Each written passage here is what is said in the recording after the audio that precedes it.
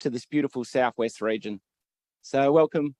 Here's a customary acknowledge to country slide.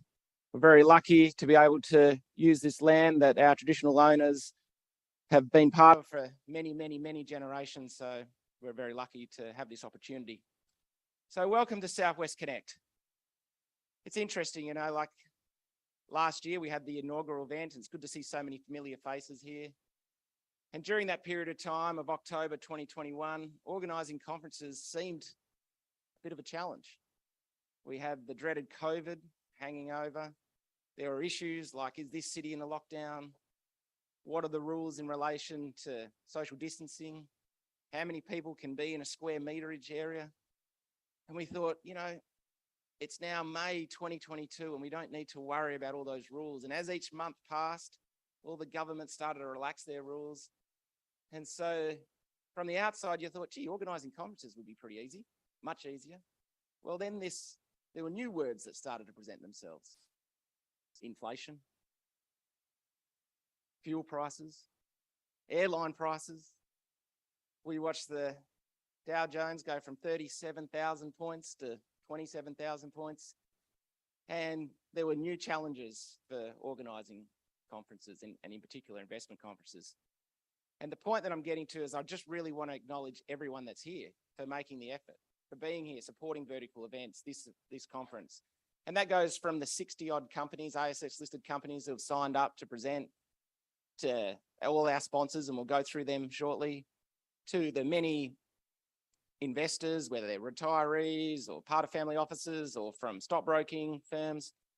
Vertical Events really appreciates your support, both through the COVID period and now through this period. But one of the most exciting things that we're embarking on is the drive towards the EV sector. And we're going to hear a lot of presentations in relation to that. And we're going to also hear a lot of presentations in regards to a whole diverse range of companies that are listed on the ASX. That's another component to Southwest Connect that we're really pleased about. We've got biotech companies, we've got tech companies, we've got municipal cannabis companies. We've got it all covered today for you over the next 3 days. So make sure you sit back and enjoy the experience. Take the time to go down to the exhibition tables, have a chat to the people that are representing those companies. They'd really appreciate your interest and support. And you never know, there might be some great investment opportunities that you can pick up on over the next 3 days. But as I said, these conferences don't exist unless you've got some really great sponsors. And I want to kick off by announcing our major sponsor, Canaccord. We're really lucky to have such a great partner. As some of you may be aware, Canaccord has an office in Busselton. So that works well from driving this conference to their local clients that are based here. But I just want to acknowledge Chris, Webster, and also Jade and Emma and David. They've from the Perth office, they've been tremendous with making sure that they've got so many things organised when it comes to their function tomorrow night and encouraging a lot of their brokers and private wealth people to get down and support the event. So thanks a lot to Canaccord for that. Pleased to welcome the ASX over all the way from Sydney. So it's great for them to be supporting this. We've got Ajita and Giri and also James Rowe. And the ASX will be giving a presentation later today in this auditorium. And they're also sponsoring a COSEC seminar, which we're holding on Thursday. And that's designed for directors and company secretaries and executive assistants to get down to a room which is down near the cafe on Thursday and have a chat about all company secretary things. And then we've got Automic Group. Those of you who invest a lot, you'd get a lot of correspondence from the Automic Group. They're the share registry services for a lot of the companies that are participating. So it's great to have Ben Kay and his team here supporting. BDO, I can see Adam Myers up the back. Great accounting firm, very supportive of vertical events. So thanks Adam and his team at BDO. Jackie is here from Gallagher's. They're bringing their team down. They're also part of the COSEC function, so they'll be giving a bit of presentation. So for any insurance matters, make sure you touch base with Jackie and Gallagher's. The Lynn Partners, a New York-based fund, very supportive of vertical events. Next up, we've got Steinapag. It's great to have Toby Hicks and his team here supporting us. They're one of the big players when it comes to assisting junior mid-cap companies with their legal requirements, and they've been exceptionally busy during the IPO boom of 2021. It's great to have, I'm sure some of you have had a coffee this morning, so thanks to McKay Drilling for providing the barista coffee. And then we've got another drilling company, DDH1. They'll be, who'd be surprised that a drilling company is putting on some drinks at the end of the day. So it's good to have them supporting us here. And then all our media partners. So we've got a lot of sponsors, we've got a lot of companies presenting, and we've got a lot of people coming through over the next 3 days. So all we just want you to do is just enjoy yourselves, ask questions, get involved, interact, engage, and looking forward to a busy 3 days. And now I'll pass you on to Chrissy Morrissey, who's going to MC the next 3 days. Thank you so much, Jax. I am Madam Lash. It's lovely to have you all here. What a fantastic little arrangement we have with one another for the next 3 days. And we have got the best weather. Before I forget, there's one thing I wanted to point out to everyone that we don't have that we didn't have last year that we do have this year, and that is a marquee outside with a second barista and tables. So we want to make sure you really make the most of your trip down here. If you've come from anywhere else, you've come from Sydney or anywhere else in Australia, we want to show you what our beautiful Southwest is all about. You saw some of those fabulous pictures that our team put together in the opening. That surfer was actually Jed at the back. Stick your hand up, Jed. You up there? Where'd you end up? Where's Jed ended up? He's too busy working outside, is he? So the surfer was actually Jed, one of our vertical events team, who took it on the chin, took one for the team. He came down with his surfboard and he shot all those shots for us for the start this morning. So we want to show you what this area is about if you've come from somewhere else. So please grab a coffee or a cup of tea, go out there and chat investment potential. I'm going to keep my part here very brief this morning, and I'll tell you things that are going on as we go throughout the day. Essentially, I'm going to sit up when there is 2 minutes to go. I'm going to ring my bell at 2 minutes. I'm going to stand up if you're a speaker at 1 minute. And with about 10 seconds to go, if I'm close to you, very, very close, you need to move very, very quickly because I've got quite a good right hook. Okay, so we need to keep things running in time. So that's why I say I'm Madam Lash in the nicest possible way. It's my job to keep things moving and going, but also to ensure that you have a fantastic experience here.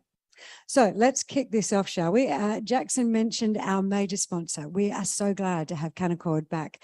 And their CEO was so desperate to come back here. He's based in Melbourne, and he was like, I really want to come here, didn't he? And he said, look, there's so much to see. We've got 60 investors to analyse. You've got this great weather. You've got fantastic Southwest food, wine, beer. I'm going to book a ticket. He's in Melbourne. Guess what? There was a small problem. So instead, Christopher Webster is going to open officially our conference for 2022. Please make him welcome, and he will explain a little bit more. Christopher. Thanks, Chrissy.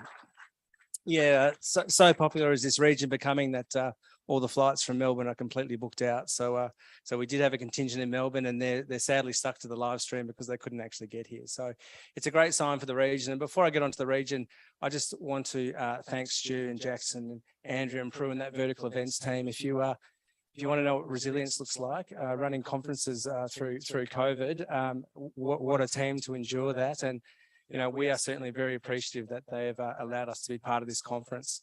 Like the Busselton region, we think this conference will go from strength to strength. This is one of the fastest growing regions in Australia.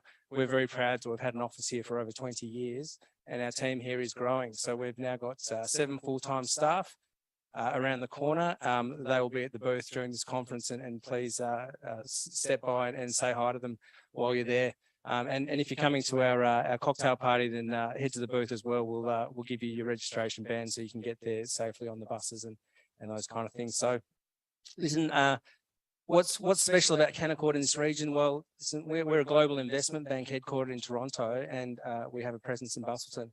And the network of Canaccord is quite phenomenal. The global research that filters down through our offices is real. Very delighted to introduce Tony Brennan to you this morning. So Tony's based in Sydney. He's our Chief Investment Strategist.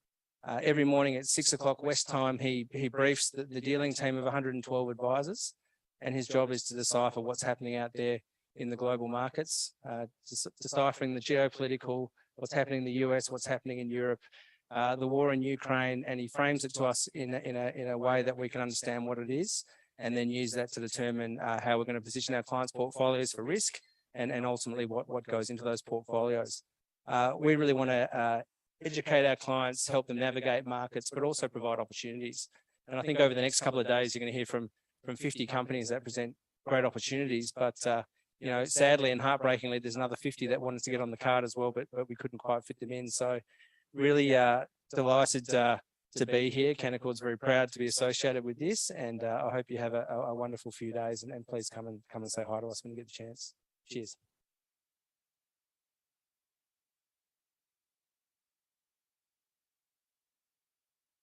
Thanks, Chris.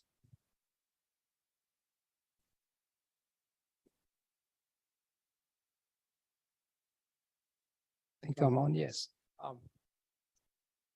Good morning, everyone. It's a pleasure to be here, coming from Sydney. A beautiful day here, which we haven't had that many of this year in Sydney, the past 12 months.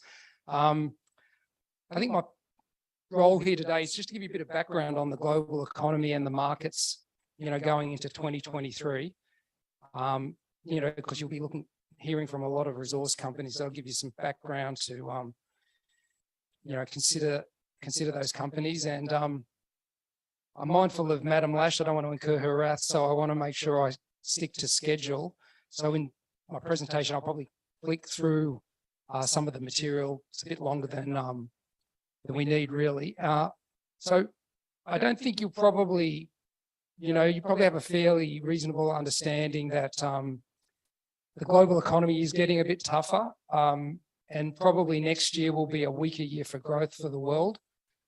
We've got sort of a slower picture in all the big economies, the United States, Europe and China. Not much to differentiate them, although they have different issues. And we'll have a slower path here as well. How bad it is remains to be seen. I think there's some hope that it's not too dire, which I'll sort of try to illuminate for you this morning. The markets have been tough in advance of that, as Jaxon mentioned, and there's reasonable grounds for thinking they'll be better next year. And you know, there's still a lot of uncertainty, and I think at the moment anxiety is probably the highest we've had through this whole year, to be honest. And it's because I think a lot of investors and economists and analysts and governments, politicians, think we're not really making much progress in getting on top of the issues. And so what I wanted to talk about today is the progress we are making, because that's the title of the presentation I'm bringing. And I feel we are potentially at a bit of a phase now where the outlook starts to get a bit better. And so in terms of our advice, our investment advice, having been very cautious since early in the year, so recommending investors hold a lot of cash without much exposure to any real asset class, we've just recently gone to a bit more of a neutral position, trying to get people to come back into markets a bit more. We did that with regard to fixed income investments in around June, and we started to do that with equities this month.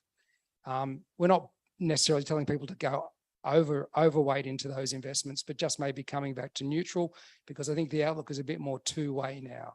I think it was very much one way to the downside early in the year, but I think it's become a bit more two-way. Things can go wrong still, there's no question. It could get worse for a bit, could be choppy for a while, but it does make, you know, we've still got a couple of months this year. We could go into next year with a better outlook for markets, even if the global economy is a bit weak. Things can go wrong, but things can also go right. So that's the focus. I'll quickly flick through and just take my phone out to keep an eye on the time, because I don't want to get wheeled off. So let's get started quickly. So look, I think it might have been a surprise to everyone this year that it has been this difficult in markets, because we've had some pretty tough years in the prior to a pandemic, for goodness sake. And everyone was hoping probably it was going to be a little bit more back to normal, but getting back to normal hasn't been so straightforward. And so this year has been about some new challenge, which I've just tried to summarize here. It won't be anything surprising to you if you follow the news. None of this is going to be too much of a shock. But, you know, the pandemic itself was a pretty dramatic event, and getting out of it required a lot of policy stimulus, which is now probably overcooked things a bit much. So that's had to be reined in. And we've still got this sort of legacy of some of the constraints of the pandemic. So people's spending patterns, the supply of goods and services is still being a bit distorted, which is another sort of troublesome situation, gradually resolving, but slowly. And then we've had this conflict in Europe. And so, you know, the consequences have been, we've had these really dramatic economic recoveries, which no one really expected. We've got this surge in inflation and we've had this big deflation in asset prices. So none of that should be a surprise to you, I don't imagine, but it's good to see sort of like a summary. That's what we've got. So look, inflation is the big issue and it's probably most problematic in the United States, and the rest of the world is kind of caught in their shadow, including us. I think the world's inflation is partly come from the United States. Like we've got it here. But if you want to go back to the source of it, it's probably the fact that they gave too much stimulus to the US economy. It was the best intentions, but it's probably overcooked things. And the demand for US goods and services from US citizens has overflowed to the rest of the world, and we've all got it. Europe's got it, Asia's got it, Latin America, and so on. And you can see here, I've got 70 odd years of inflation history. The inflation we're seeing is a little bit unusual. There was a bout of this in the 70s and early 80s, but outside of that, it's rare to have this kind of inflation in peacetime. And it's jumped quite a lot, and it's not really coming down a lot. But look, this is an area where people are just a bit uncomfortable with the progress, just hasn't been happening. What I would say to you is that it does tend to lag. Like inflation coming down is probably one of the last things we're going to see in a proper full-scale manner, because to get it down, firstly, policy has to tighten, then economic growth has to slow. All this takes time. There are lags in all of this, and then eventually inflation will come down. But, you know, people want some instant gratification, at least some comfort, and it isn't coming down a lot at this kind of headline level. And so that's contributing to the anxiety, because it's sort of creating this concern that the tightness is going to have to get greater and greater until everything's quite strangled. And that's where we're at right now, but that picture could change fairly quickly in the coming months. And you're not getting much of that message. You're getting a very pessimistic message everywhere. Like people that were pretty relaxed early in the year, when we thought you should be very cautious, are now getting very anxious when we think you might be starting to see a turning point soon. So keep that in mind. Sorry, I just went backwards. Right. So I am going to move quickly. So just to highlight some of the progress, commodity prices are falling. There are some areas of inflation moderating, and we've had a big adjustment in interest rates and in share prices, which is what we need to get on top of the situation. And for investors, although that's been extremely painful, it leaves a better position now for future returns. And so I just want to quickly review that and then talk about what comes next, why there's so much anxiety, but why that might resolve a bit more favorably than not. So look, you don't know, we're going to have a resource conference over the next few days where commodity prices will probably be what everyone's talking about. So I don't want to labor the point, but if you look across the spectrum, prices have been coming down in most categories. So, you know, I won't labor this too much, but in agriculture, metals and energy, you've had 10, 15, 20% fall. It wasn't that helpful that OPEC cut production just recently, but you're still getting a bit of an adjustment there. And this is offsetting the surge in those prices through 2021 and when we had the conflict start in Ukraine that have been a pretty significant contributor to the inflation. So that reversal is a good thing. And if it goes further, all good. That's a good thing too. If you look at inflation and you break it down into the inflation in goods and the inflation in services, and here we've got the US and Europe, US on the left, Europe on the right, you can see the inflation in goods is already reversing quite a bit in the United States. Again, you don't need to be told this. We've all lived through the pandemic. Spending was restricted, couldn't go out and engage in services like travel or hospitality. So everyone bought a lot of goods. Goods prices, whether it was cars or furniture or IT, went surging. They're now reversing. So that's a plus. The other problem was that the supply of those goods got restricted because of lockdowns and manufacturing companies being impeded. The prices of commodities went up, which drove the cost of those goods up. Freight, shipping was all a struggle. That's all getting better. And so we're seeing that improvement. But unfortunately for services, which is where everyone has shifted their spending to travel again and catching up with all those, nice experiences that we've missed, you're getting inflation going up there, unfortunately, at the moment. So that's partly why the problem isn't completely resolved. And look, I won't talk too much on the charts because we've got to keep moving, but you can see for yourself what's going on there. So it's not to say there's no progress. There is some progress, but it's not complete enough yet by any means. But it could keep coming. We don't know what's around the corner. More deflation in some of these goods would help the picture. And if the labour costs growth, which tends to drive the services inflation because it's mainly a people's business, if that starts to moderate a bit more, and I'll show you some evidence that it's already starting a bit, that's going to be a good thing as well.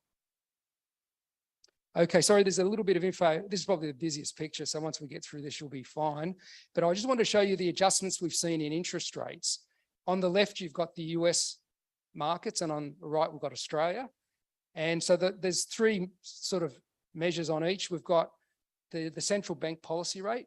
In Australia, that's set by the Reserve Bank. In the US, it's set by the Federal Reserve. That's the bottom one. Then you've got the 10-year bond rate. And the reason I use that doesn't get as much attention in Australia, but in the US, it is a key interest rate at which a lot of borrowing and lending is kind of priced. For example, in America, mortgages are generally fixed rate. They're for 30 years. So these long-term rates have a big influence on the housing market. Same in the debt, corporate debt. A lot of it takes place at 5-year, 10-year fixed. These rates matter. And then you've got the equity earnings yield, which is basically the company earnings or the aggregate earnings of the listed companies relative to the prices. It's the opposite of a price earnings ratio. It's upside down, but it makes it comparable to the interest rates. Anyway, the simple takeaway is they've come up a lot. If you look at, for example, the United States, the red line is back to where it was 15 years ago, which is about where it was in normal time. So we've had a fairly big normalization. And the importance of that is history shows that will start to unquestionably slow things down pretty soon. Just takes a little while. You've also seen the adjustment in the stock market, which has driven that yield measure up as well. And the same in Australia, pretty similar sort of scale of developments. Now, these might go a little bit further, particularly with the policy rates. The central banks are telling us there's more to do, but it wouldn't be a surprise at all for that to have run its course either late this year, early next year would be what we'd be thinking about, because by then you will have had, by historical standards, a pretty significant change in the financial conditions to help address inflation. And so if you just do look at the price earnings ratio of these markets, they've come down a lot. And this is the inverse of that earnings yield. And in the American market, it's back to a normal type of ratio, 15 times earnings. And in Australia, it's even a bit lower at about 13 times. But that's partly because I think the market feels that the resource company earnings are a bit elevated by the still fairly high commodity prices. So look, a lot of progress that you won't really get many people who are bearish making much of, but I think it's pretty important. A lot of pain had to be absorbed to get that progress, particularly in the financial markets. What comes next? Okay, well, so I'm going to just run through these things before I wind up, and then maybe we might have a minute for questions. But what we've seen in the last month, which hadn't been there earlier in the year, was a real escalation in the volatility. Some people refer to it as turmoil. I'm going to talk a bit about that. That is a what do you call a downside risk? There's a risk that sort of doesn't settle down, and then that's sort of something that might go wrong in the system.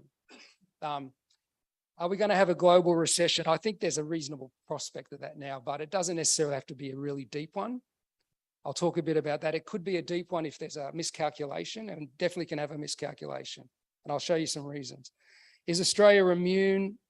I think we have some immunity. We have a better situation here. So then if you're thinking about investments, obviously you're going to have a fair bit of your investments in Australia. Here, the outlook's even a little bit better than some of these other places where we've already had a reasonable adjustment.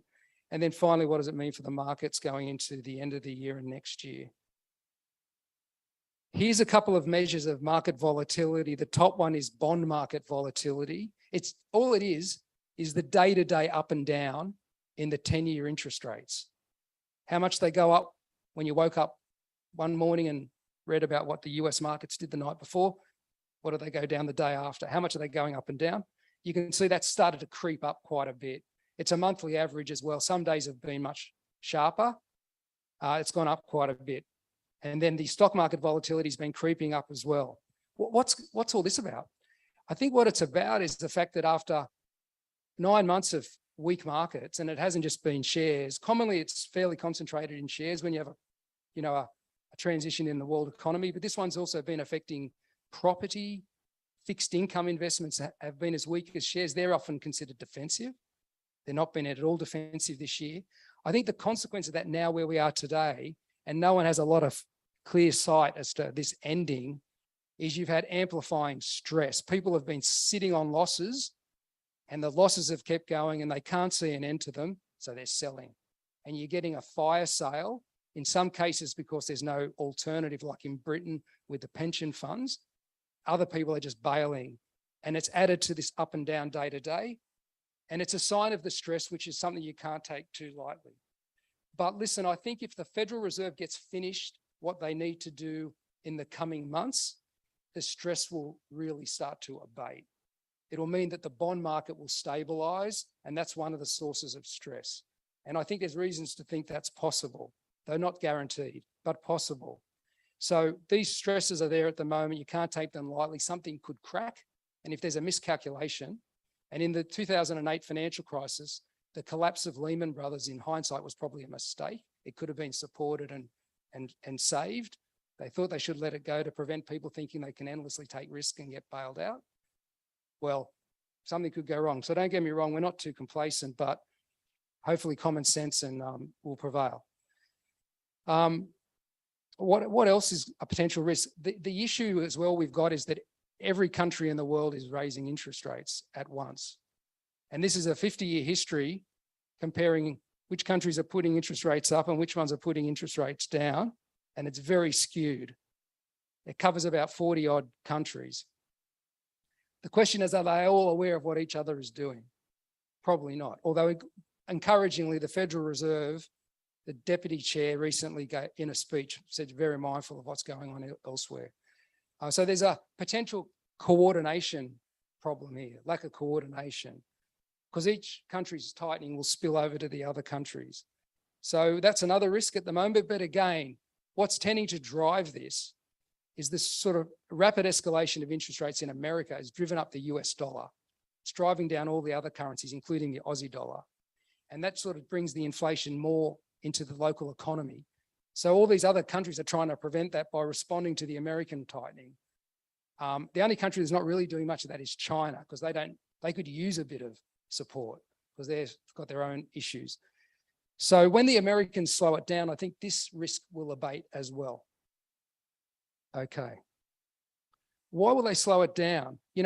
So people are anxious because there's no let up in inflation, no easy wins yet.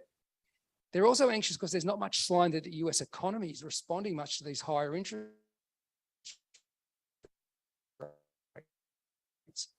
But it just took time, and I think they've only been raising rates for about 6 months.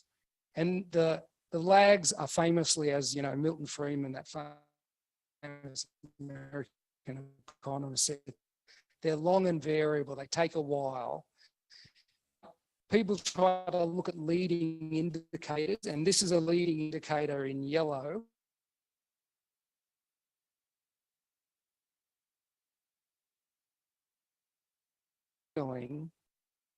The growth is going to go backwards at some time in the next 12 to 18 months. What this leading indicator is the yield curve. It's the difference between the 10-year interest rate, which is a rough estimate of what people think is the normal long-run interest rate, and the 2-year interest rate, which is the one in the next couple of years. And at the moment, the 10-year is less than the 2-year, which is just a simple measure that says things are really tight at the moment. Is that going to slow things down? And the history says it will. And there's no exception in post-war, this indicator has not been wrong. It doesn't always get the quantum of the weakness, but it tells you there's going to be weakness. And the Federal Reserve is not naive enough to not be seeing this sort of thing. There are other leading indicators. Just overnight, we had a housing market sentiment index, which was tanking big time. So it wouldn't be a surprise at all for very soon the Fed to try to slow it down. They don't want a train wreck if they can help it. Do they need to have a train wreck to get rid of inflation? I think the answer to that is no. They probably do need a bit of a recession, but not a deep recession. And I'm coming towards the end. And this is one of my last charts, but basically what this shows you is something, if you did economics at uni or anywhere, to get inflation down, particularly wage inflation, you tend to have higher unemployment. Makes the labour market looser, means there's more people to hire, don't have to pay as high wages. And in America, it's a pretty consistent relationship. So just to show you, to get the wages growth, which is brown, down about 2 to 3%, the unemployment rate, which is in green, probably has to go up 2 to 3%. And that is about the scale of their challenge. So 2 to 3% would take them up to about 6 to 7%. But it's not the 10% of the financial crisis or the 15% of the pandemic or the 25 to 30% of the Great Depression. It's what you would call a moderate recession. And that's probably the most likely outcome if you think the Federal Reserve knows what it's doing, they can read all this and they see what's needed. It could turn out better, it could turn out worse. You can already see with the brown line, it's rolling over a bit, so the wages do seem to be coming down. And we're seeing vacancies, job vacancies are already starting to fall quite a bit. So they're making progress. The task is substantial but manageable. It could still keep getting away from them. There's no guarantees here, but equally, you could get some things go their way, and that would help make an even better outcome over the next couple of months. But I think the base case is they're not going to keep cranking up rates like this for a whole lot longer, and that will take some stresses out of the system and get us closer to some success. Even if they don't get on top of the inflation altogether in the next 12 months, they just get it down to something more manageable and then just keep fighting it gradually over time. That's a possibility. And then, like, lastly on Australia, that chart there for the United States, I've mimicked for Australia here. And this is key because this is the big difference. In Australia, we've got unemployment at an equally unprecedented low, but it hasn't generated the same wage inflation that you saw it has generated in the United States. And so we don't have this underlying inflation problem. We've got a headline inflation problem largely because of global inflation. If we don't let that get out of hand and we don't get a big catch-up round of claims by workers, and it's so far from what I can tell with the Labor Party and the union movement and businesses, common sense is prevailing. Everyone realises it's going to have to just take about a year of like tougher cost of living.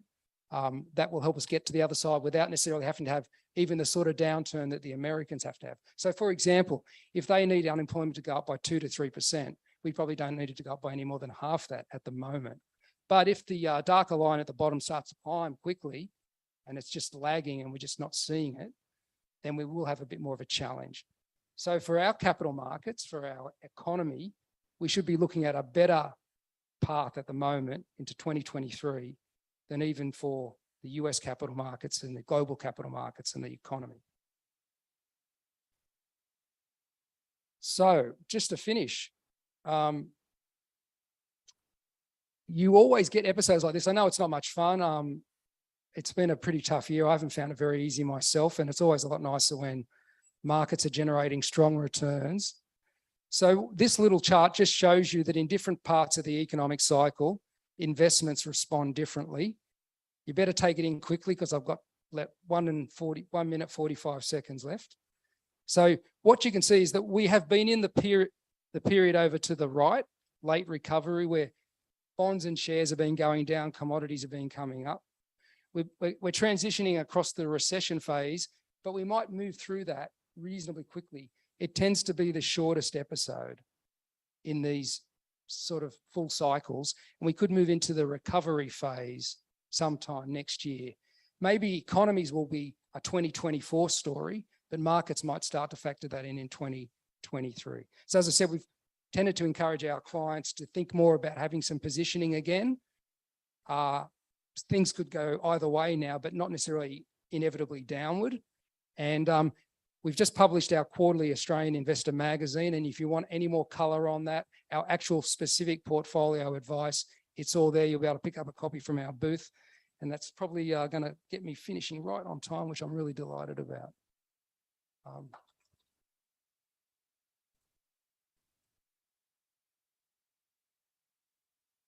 It's a very slender stage, so it takes me a lot to get across here. Did you notice that, everyone? It's a very slender stage. I had to jump on the front.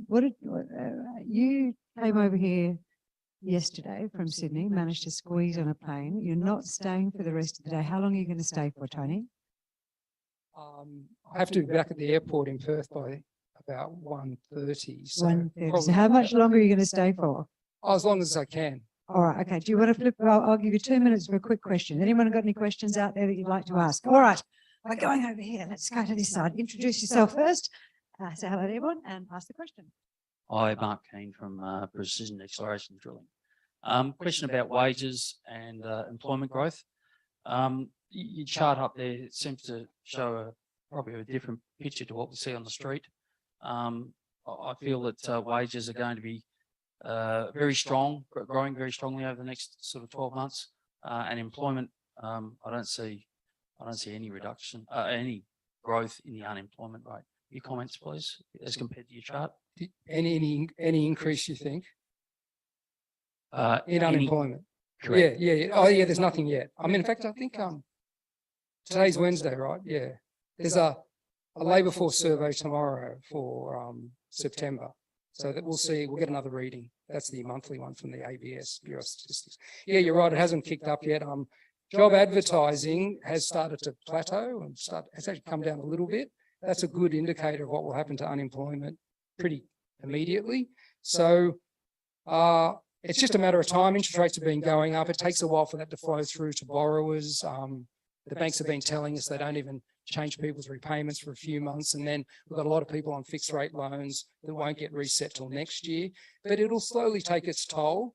And other things are going on, like asset values are down. So look, I think you'll get that effect, but not straight away. The wages growth, you might be right, it might accelerate a bit more. That's the risk. It is a bit of a slow moving system because you have such a big part of, about a quarter of it is enterprise bargains, which they roll over slowly because they're 3 years generally. And so it might be more incremental. But it is the uncertainty, but at the moment it doesn't look too bad. And I think we've got a reasonable chance that it'll be okay. But I take your point. There are a lot of wage pressures, particularly some areas more than us, probably over here in resources. Yeah, just a quick one. Lindsay Dudfield, Jindley Resources, with the interest rates potentially starting to taper in the US exchange rate, US versus Australian dollar. Yeah, look, that would, I mean, if they do start to slow it down, like we've already had the RBA start to slow it down, although they keep saying they're going to just keep going. But if the Federal Reserve can start to slow it down, I think quite quickly you'll see the peak in the US dollar and it might start to come back a bit and it'll really relieve everyone else quite a lot and it'll probably relieve the stresses in the system. Things could go wrong, like no one's got a crystal ball and there are big challenges, but I think we've already made quite a bit of progress. And at the least, I think from this point in markets with, you know, the US equity markets down 20-25%, our market 10 to 15%, bond markets are down 15 to 20. That's unprecedented, that weakness. Property prices are falling. Like the prospects going forward now become a bit more two-way.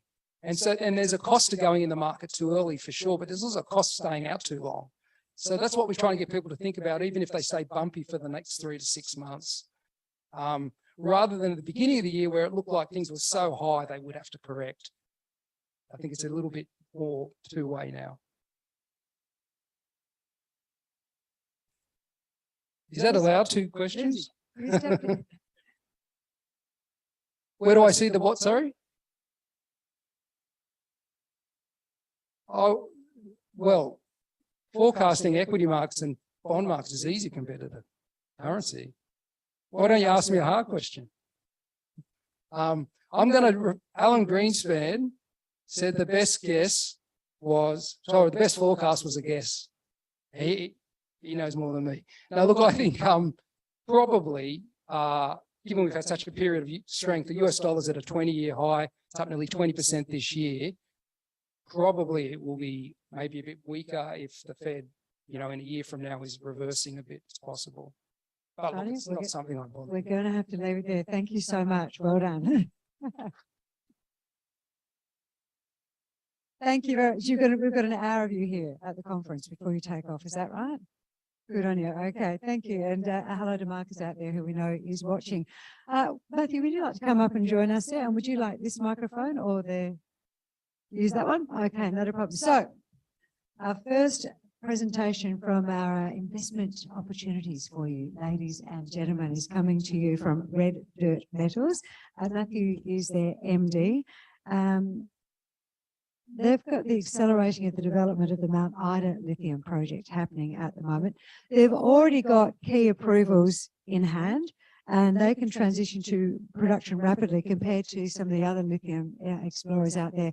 They've also got, in addition to Mount Ida, they've recently acquired the Yinnetharra lithium project, and that provides really significant future opportunities for them. Would you please make Matthew very welcome, everyone?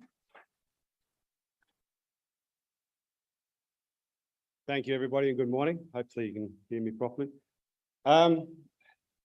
Red Dirt Metals, we commenced as a company about 12 months ago now. We started with the acquisition of what is now our primary asset, which is the Mount Ida lithium project in Western Australia, just 230 km north of Kalgoorlie. Accelerating towards lithium production, we started with a raise earlier this year of around about $22 billion. Since then, we've put 60,000 meters of drilling into Mount Ida in both exploration and drill out. When we picked the asset up in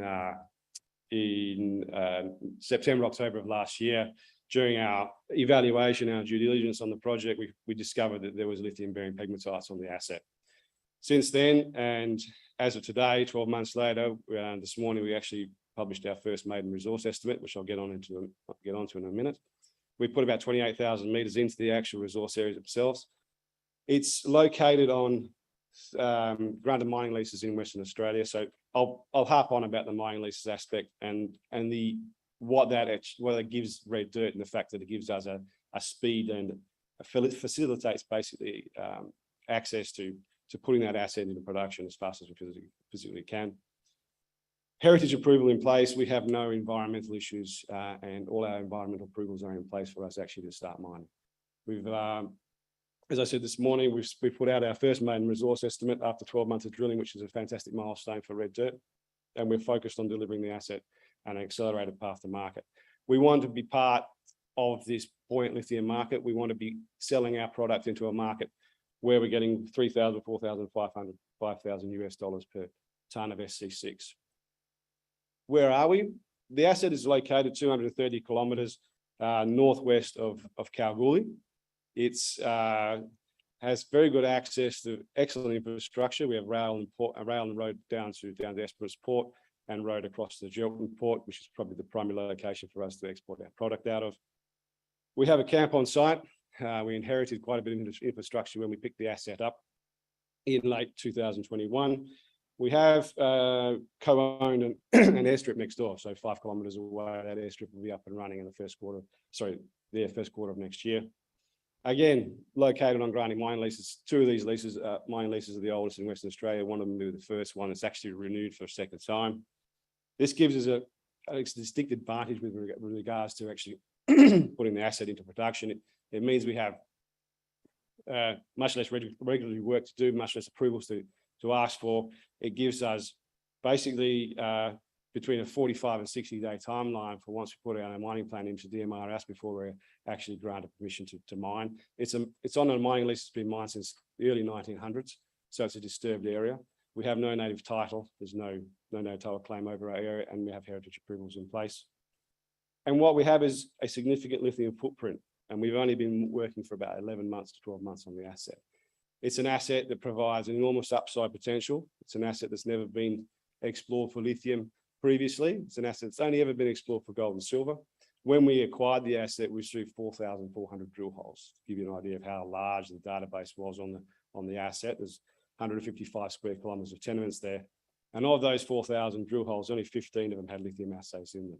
That's what initially gave us the impetus to go and actually search for lithium. We've done our exploration bit back to front at Mount Ida. We've basically drilled out areas of 2 to 3 known positions of pegmatites. And now what we're doing is going back and actually doing systematic exploration over the rest of the project area. Major milestone for us today, this morning, our first maiden mineral resource estimate. Mount Ida has approximately 13 million tonnes of 1.2% Li2O, containing 148,000 tonnes of Li2O metal, Li2O, sorry, and tantalum grade of 207 ppm, so a good tantalum grade as well. You can see down the bottom of the slide there, that's the two 3D models of the sister sand, which is the pegmatite on your right-hand side, the larger one, and then the antimony pegmatite on the left. The pegmatites are dipping between 45 and 60 degrees from surface, up to 35 metres in thickness. They represent a possibility or potential for both open pit and underground extractable resources. At the moment, we are now moving as fast as we physically can on two fronts, primarily looking at the possibility for us to develop a DSO project, which is similar to what other juniors have been doing in the space over the last 12 months, and also running a full scoping and pre-feasibility studies, which are now commencing this last quarter. We're also, post the resource estimate, I think I was personally a little bit disappointed in the amount of conversion into indicated that we had on the asset, considering the amount of drilling we've done, but our consultants were quite strong on that point. So what we're doing now between now and the end of the year is putting a concerted effort into converting as much of that inferred into indicators as we physically can. We're probably looking at around about another 8,000 metres of drilling that we need to put into the asset to bring those inferred category material up into indicated, and we'll be releasing an update on that resource as soon as we physically can. Again, they're located on grading mining leases, as you can see in the background. That's the old tailings dam at Mount Ida sitting at the surface. So us going in there and putting in the mining operation will only, one, clean up the area, and also we have no regulatory issues when actually moving forward with those approvals.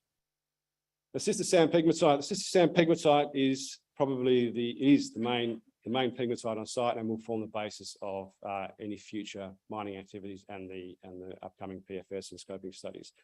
The sister sand pegmatite itself is around about between 15 and 35 metres in thickness. The grades are up to 2.5% Li2O. If you have a look at the central section from about 250 metres to 100 metres below surface, we have a slab of mineralisation there with an average grade of around 2% Li2O. There's 3.5 million tonnes of indicated material in the sister sand antimony pegmatites. These will form the basis of what we see is going to be the early years of production. The mineralisation is going to be accessible from an open pit operation. At the moment, we're looking at probably a 50-50 split between an open pit and underground.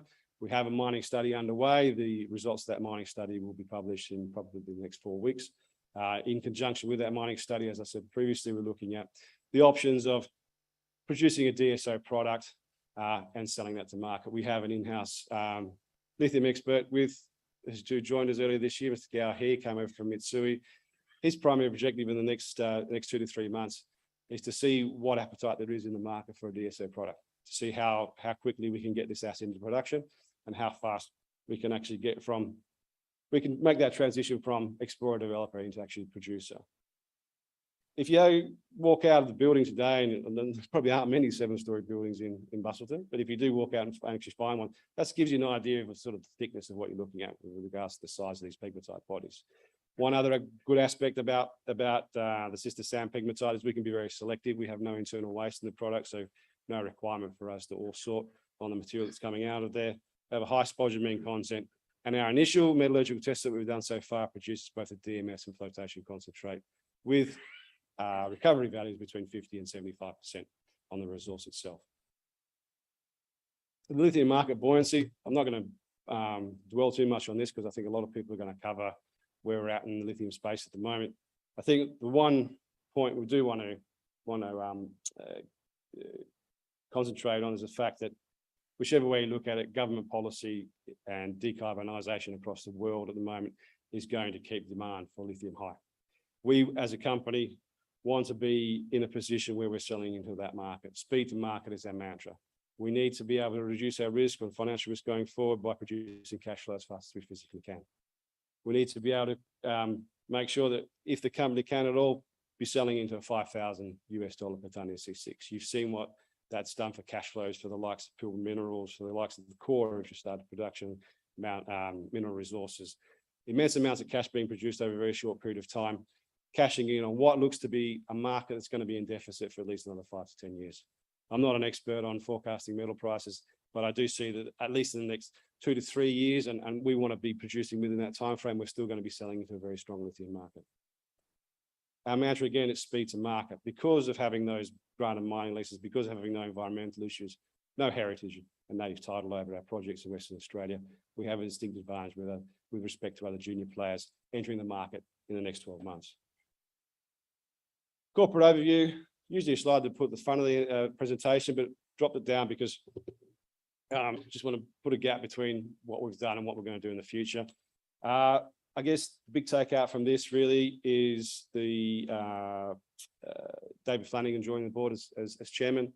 David, as you probably doesn't need a lot of introduction, he's set up Atlas Iron, was also chairman of Battery Minerals and on the boards of Northern Star and Macca. So fantastic experience with regards to corporate level experience in Western Australia and on mining companies in Western Australia. I think between myself and David, we've built 7 mines. It gives, basically what it gives Red Dirt is the capacity and the capability to put together a team to build a mine and advance the projects faster than our competitors. And that's what we're going to do. The focus on Red Dirt and on the next 12 months for us is to basically get Mount Ida to be producing.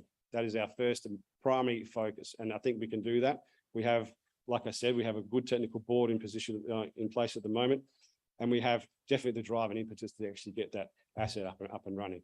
Major shareholders, Waratah Capital, we've got a very strong shareholder register. About 50% of our shareholders, our shares are held by institutions and the board.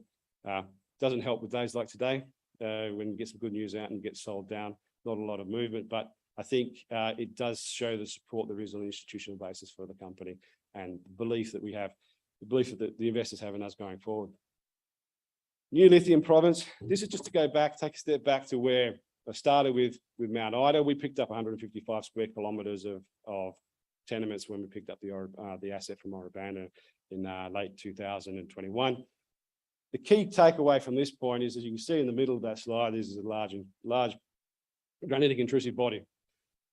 In Western Australia, apart from Greenbushes, I think it is just about every lithium LCT bearing pegmatite is located within 0 to 5 kilometres of an intrusive granitic or wet intrusive granitic, something that is the source of the lithium bearing minerals, and then they are placed into the associated mafics on the borders of that granitic intrusive.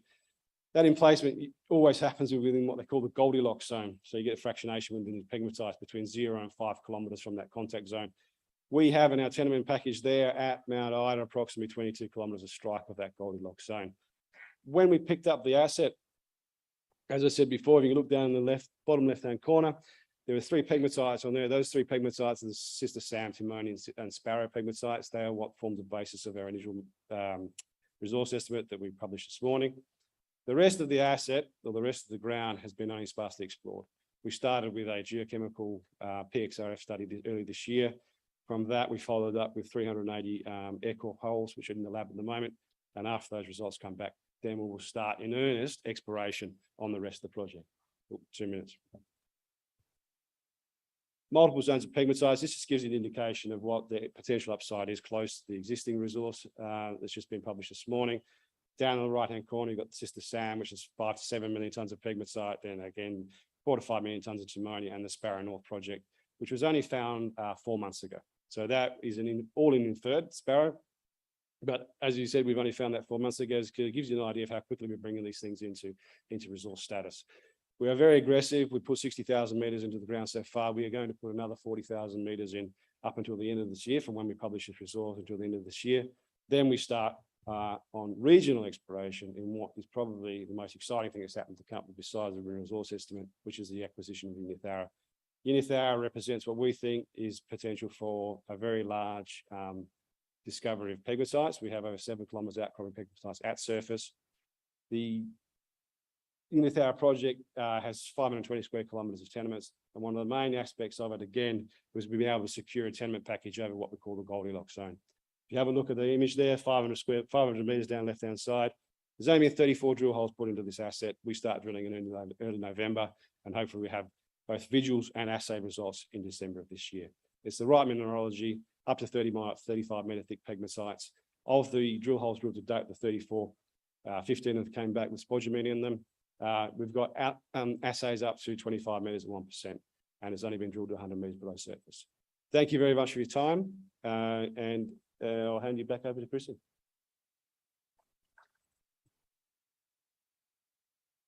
Thank you very much, Matthew. You're the fastest speakers I know. Imagine what you could go through if you probably talk that fast at the end through the whole thing. But we can come and talk to you in the booth, and that's the big thing about this, is we're giving you the chance to have a chat with our speakers and connect with them. Andrew Ferrier, you're just sneaking up here, are you, sir? Have I invited you up here yet? That's all right. Good. Go stand over there. That's all right. This is Andrew Ferrier. So Okapi Resources is next up on the stage at Southwest Connect, and they're giving themselves a bit of a dominant position over in the US at the moment, as the US and Canada goes towards that zero net carbon emissions by 2050. So a dominant uranium position. I should have headlined that one, shouldn't I? So this is Andrew Ferrier. He's the Managing Director of Okapi, and he's here today to share with us the company's very exciting progress. Please make him welcome. Well, thank you for that very kind introduction, and it's great to be here at the conference today. 15 minutes isn't a lot of time, so I think there's a few really key points I want to get across to people about what the story of Okapi Resources is. So very focused on uranium in North America. We essentially have a very substantial asset in the Tallahassee uranium project, which is in Colorado. It's 50 million pounds. It's a big asset. It can get bigger. We also have 60,000 hectares of exploration properties in the Athabasca Basin.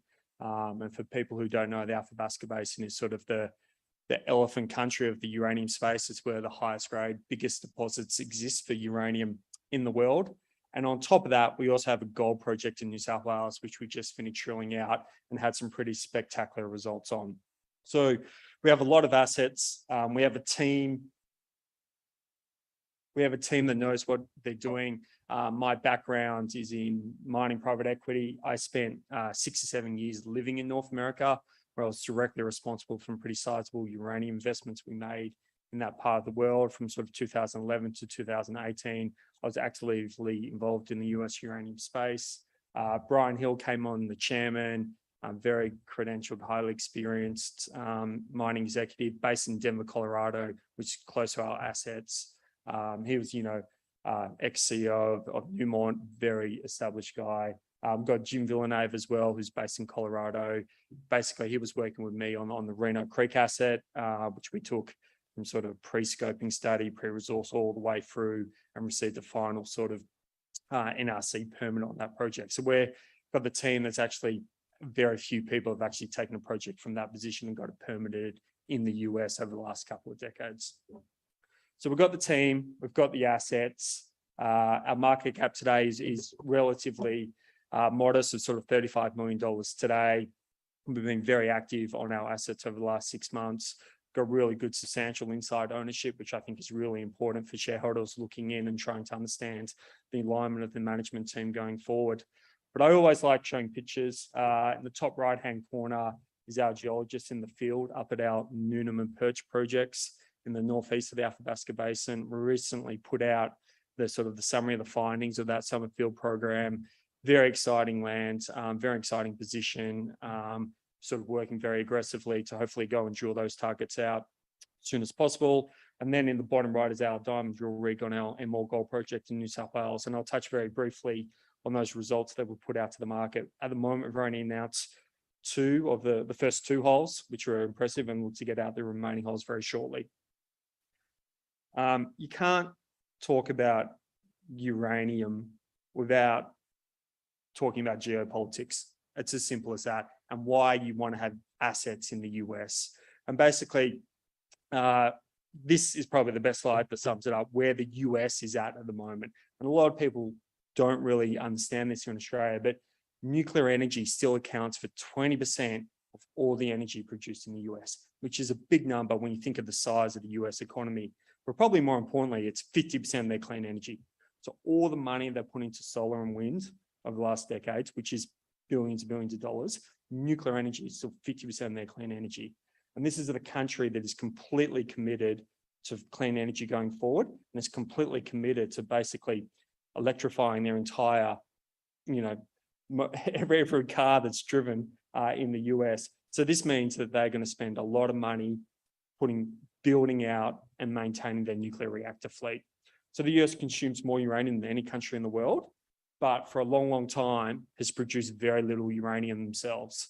And this wasn't really a problem or a major concern for the administration until Russia invaded the Ukraine, and the US administration woke up and found out that they were actually importing and reliant on nearly close to 50 to 55% of all the uranium coming into the US comes out of Russia.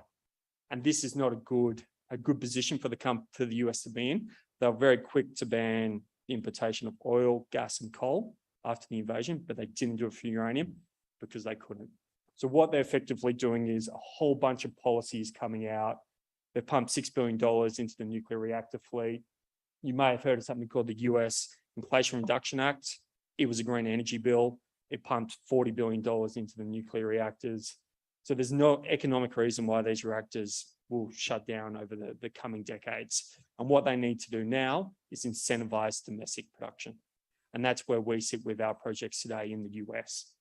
So our main, and this is a sort of a peer comparison. It's not entirely apples to apples. We've got a selection of assets, obviously in the US and Canada, and gold assets in Australia, but it gives you some sense for £50 million in our Tallahassee project, our market cap today. There's a lot of room for us to grow in terms of our valuation. This is our Tallahassee project in Colorado. It is one of the biggest uranium deposits in the US. It's been extensively explored and drilled and worked on in the past. Back in the early or late 1970s, early 1980s, a full-blown mine permit was approved on the Hanson deposit, which you can sort of see down there to the south, where the most concentrated drilling is. But the key reason why I show this slide is just to give people a sense for the size of the district. We have 50 million, well, 49.8 million pounds there today. The entire district is probably closer to 90 million pounds. 90 million pounds in the US, given everything that's happening in the uranium space, is going to be a very strategic position for Okapi moving forward. And the other reason I show it is just to show how much work is being done on this project. Over 2,000 drill holes, 350,000 meters. We're blessed to have nearly all this data. So the replacement cost to redo that work today would be obscene. We're obviously blessed to have that data with us today, and we're looking to actively progress this project moving forward. Some of the geology I won't spend too much time on, but just to give you the sense, it's shallow, it's high grade, it's thick mineralizations. It shows all the sort of key, when you're looking at projects, it shows all, sort of ticks all the boxes of what takes an asset at this stage, and what, is something that's going to be put into the production going forward when the uranium price moves up from where it is today, which inevitably has to do. We also have these projects in the Athabasca Basin. We picked these up earlier in the year. We picked up 6 different projects. We've already got a drill permit on Middle Lake project, which you can see out here on the left or on the west of the Athabasca Basin. That's only 3 miles away from the old Cluff Lake mine, which produced close to 70 million pounds. 15 k's away from Shea Creek mine, which has just gone under, which UEX was in a JV with, which has been bidded on and taken out by UEC. It's a very active market. UEC's also just recently bought the Rough Rider asset from Rio Tinto for $150 million. So there's a lot of movement in the Athabasca at this point in time. We're very clear in our focus and strategy in the Athabasca Basin. As you can see, nearly all our assets are on the fringe of the basin, which is important for us because it means we can actually drill into the the contact of the basin or the sedimentary unconformity and the basement rock with relatively shallow drill holes. I'm talking the first 50 to 150 meters. So drilling in Athabasca can be expensive. It is a remote part of the world. So being able to drill effectively and drill out your drill targets, for the hitting your targets, but the shortest amount of meters is really, really important. But we're very happy, working very hard on the assets. This is the Noonan and Perch projects. Been really interesting sniffs of uranium. There's two real clear conductive trends that run through this claim package that we have. It's a pretty substantial claim package. We've been focused out on the sort of eastern portion, really in terms of sitting there on the basement rock. We went out there and got our geos really active there. They were basically 3 weeks in the field, running around, basically taking geochem analysis, a whole bunch of rock samples.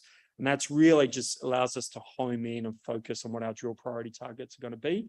And we're in a process now of really keen to go out and drill these deposits. And this may seem a little bit contradictory, but the best time to actually drill these deposits is in the middle of winter when it's completely frozen over.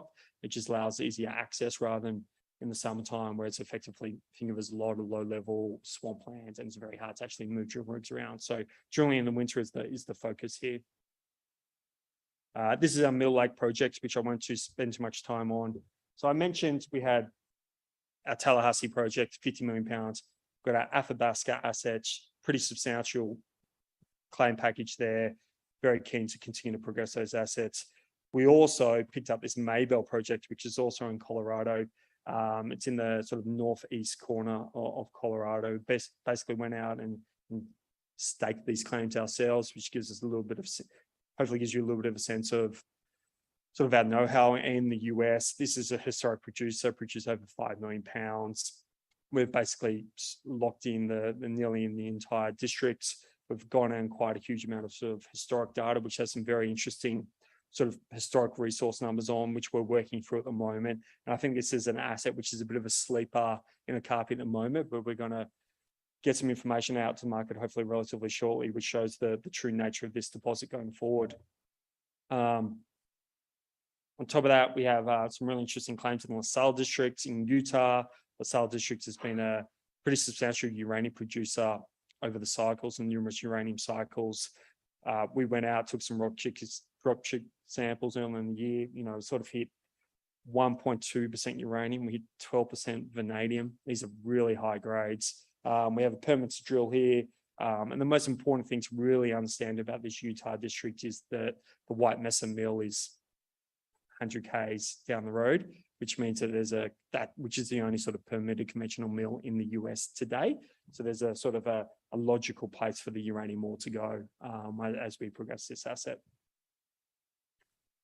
And then if all those assets in North America and our uranium assets weren't enough, we also have this gold project, the Emerald Gold Project, not too far from Armidale in New South Wales.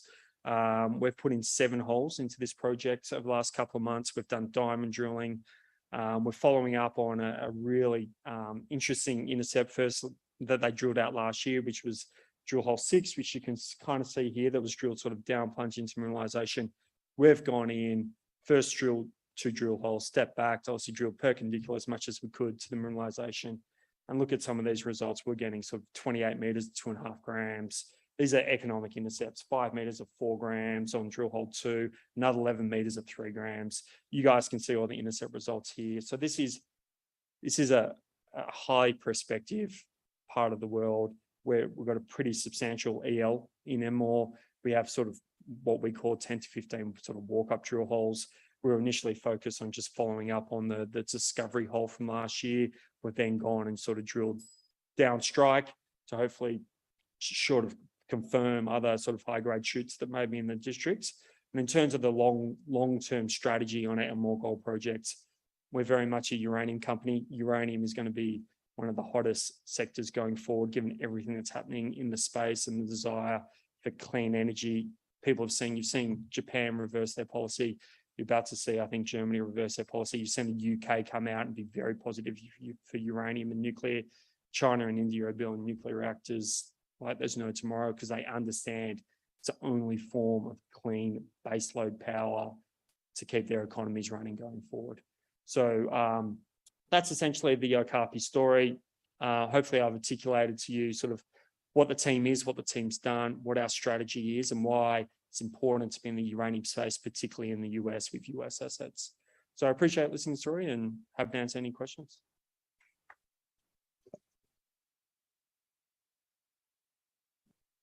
Thank you very much, Andrew Ferrier. That was brilliant. I love the way way you wear your little neck thing too.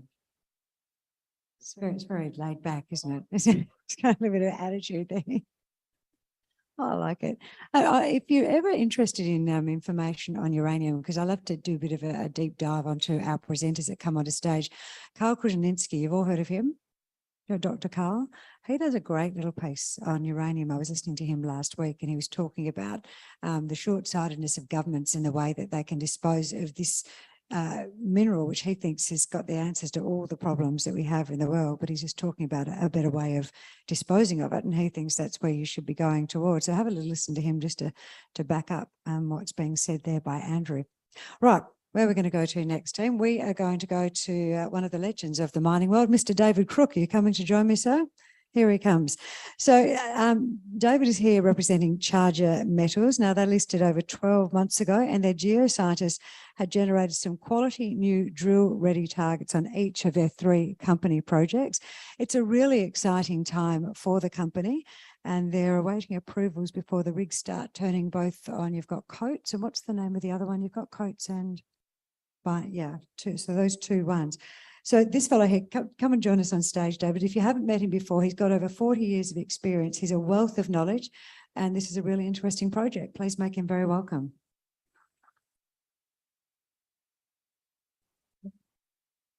We were very pleased to be here last year, and we've made some progress this year, but we're still mining exploration, I should say, in Western Australia is a lot of moving parts. We hear stories about people. Actually, I might use the thing. This is pretty fancy. Thanks very much. It's a lot of moving parts. First of all, you need tenements, you need people, and you need, well, a supportive government to get you going places. And I suppose the last 12 months, all of these things are moving. We've had the ability to put together a particularly good team of people, and that's help us to get to this point. The government processes are keeping us very, very well frustrated. A lot of my grey hairs. My wife said to me during the week, David, when you went to the barber last time, he cut out all the black hairs. Well, I can tell you it's been the government and the agencies that have caused that. Anyway, that aside, we have 3 projects, as Chrissy referred to. The ones that we'll talk about today are Bino, just out of Darwin, and we've heard people refer to the Core Lithium project earlier today, and we are in amongst those people. The one that I'm most excited about at the moment is Lake Johnson. We hope to be drilling there next month. The Coates project, we did put a couple of holes into, and we're still waiting for the drill results from that.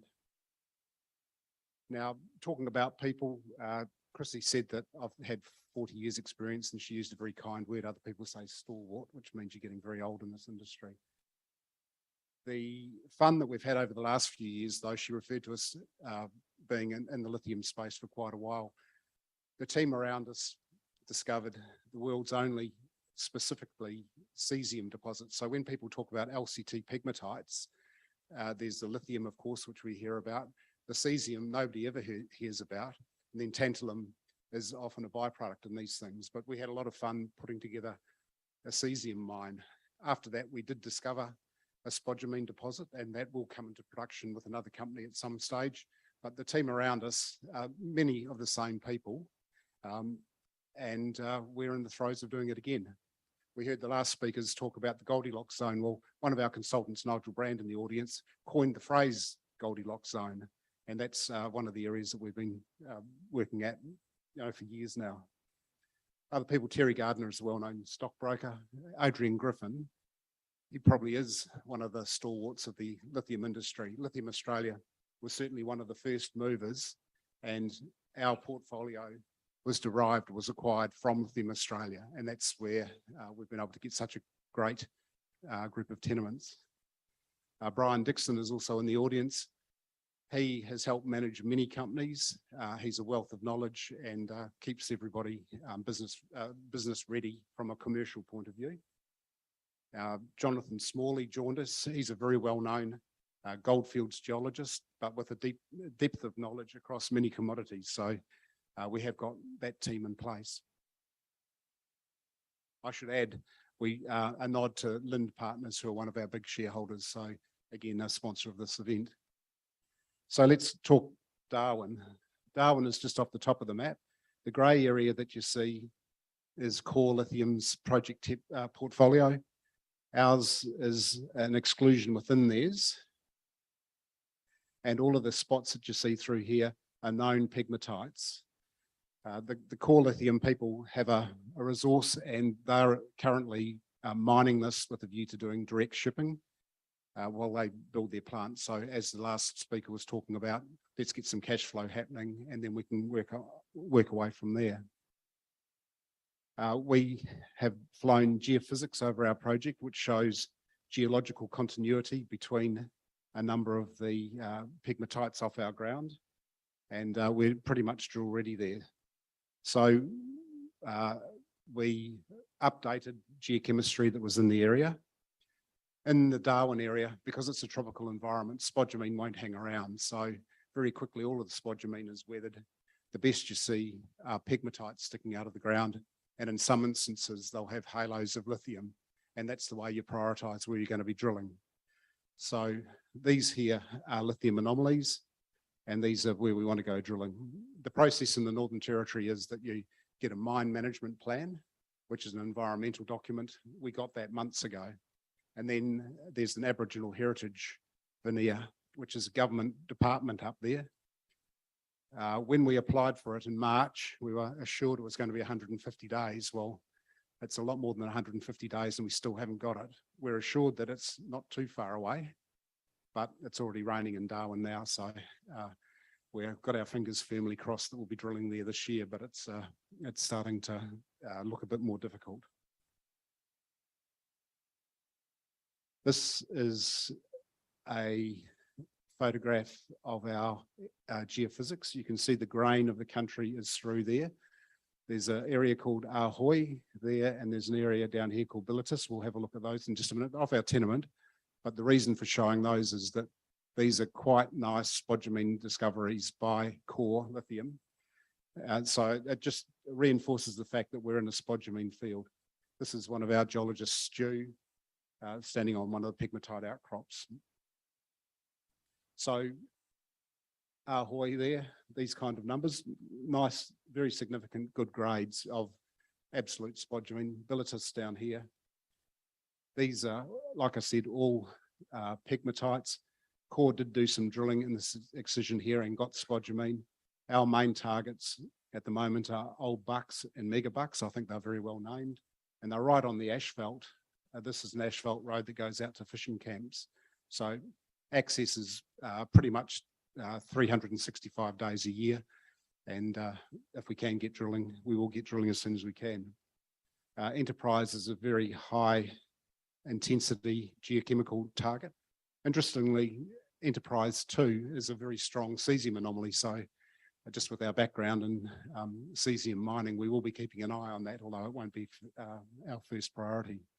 And same with 7up. That's a very linear, very long, intense lithium cesium anomaly, and we're looking forward to getting drilling there. You might recognise this map from Matthew's presentation. He did such a good job, we pinched it and added Lake Johnson, which was of course missing off his. This is where we plan to be drilling in the next couple of weeks. So we're in a well-established jurisdiction. Of course, Western Australia is a tier 1 area to be mining. We have very good access to the great southern areas. There's a road that goes through to the Norseman Road from where we plan to go drilling. We're very close, of course, to Earl Grey, which is one of the biggest in Australia. So it's a good address. These days, a lot of spodumene is known through these areas, and we hope to extend on that. So this is what our project tenements look like. And the one that we are going to start drilling is down here. There's a big cluster of pegmatites up here. We've done quite a bit of work up there and we have lithium anomalies, but there's quite a bit more work to be done up here, so we won't dwell on that anymore. But from there to there is 50 k's of Nigel's so-called Goldilocks zone. What attracts us down to Metcalfe? The Geological Survey had mapped pegmatites out there, and a Lithium Australia geologist went out there and discovered spodumene sticking out of the ground. So absolutely first prize. So these are rocks full of spodumene. The white crystals are through there are spodumene from here. He mapped them in, and so we've got a swarm of pegmatites. There's up to 20 pegmatites there. The highest rock chip is 7%, so he's very carefully picked out a spodumene crystal and assayed that because that's about as high as you can get. But the generally 2s, 3s, 4s, 5s, irrespective of the number, the fact is that all of these are spodumene-bearing pegmatites. The fellow did an interesting form of soil geochemistry where he sampled the coarse fraction, and that gives us these purple spots here. That box is the same box as this. Now, the things that are interesting are all of the pegmatites that are sticking out of the ground are between these two white lines, but the anomaly continues way out to this way, and there are just a couple of hints of more pegmatites out there. So as far as drilling goes, we plan to put 3 lines through the middle, and then step out 160 metres, put a line out there, and of course, a long line right through there, and let's see what we get. But you know, that's 500 metres long. So overall, the anomaly there is the best part of 1 kilometre long. And so that's a good size as far as spodumene pegmatites go. Mount Day, we will just touch on it quickly. That's a lithium geochemistry. These are big flat-lying pegmatites. There's some cross-cutting pegmatites. The geologists may be interested in that. What we need to find, I believe, in this system is the feeder zones, because quite often that's where the spodumene lingers. So that's a work in progress. Just before I go on, with respect to where we are with the drilling, our POWs are in, our flora surveys have been done, and next week we're doing our Aboriginal heritage surveys. As soon as they're completed, and presumably we get the tick of approval, the POW will be granted. We've already lined up our driller, and so we start drilling. And hopefully that's West Australia's next spodumene discovery by drilling. The Coates project is just outside of Perth. If you weren't heading south, you would have been heading east, and you'd go past Baker's Hill and the pie shop there. The pie shop's about there. So the Coates is a mafic intrusion. We were prospecting it for a Julimar style nickel platinum deposit. We put 4 diamond drill holes into it, and we're waiting on the results. So the model that we used, mafic intrusion here, we had the benefit of some geochemistry, courtesy of some bauxite miners. We were able to re-assay some of their drilling. Got a nice nickel, copper and platinum group anomaly there. We flew geophysics. We did some ground geophysics. We got a beautiful coincident target. And like I said, we put in 4 diamond drill holes, and that's the rig, a nice little crawler mounted rig, very tidy. And we're just waiting for the results from these. So hopefully they're not too far away now. So wrapping that up, we operate in Western Australia and the Northern Territory, Tier 1 assets. 2 of the spodumene targeted projects are drill ready or approaching drill ready. With our heritage surveys in place for both projects, both of them are ready to be drilled. The Lake Johnson one, I think, has got its nose in front. It's got spodumene pegmatites sticking out of the ground, so it's also the company's lowest risk project. And we're looking forward to putting in 40 or 50 holes as soon as we possibly can there. And then seasonal and approvals in place for the Bino project will be up there as soon as we can as well.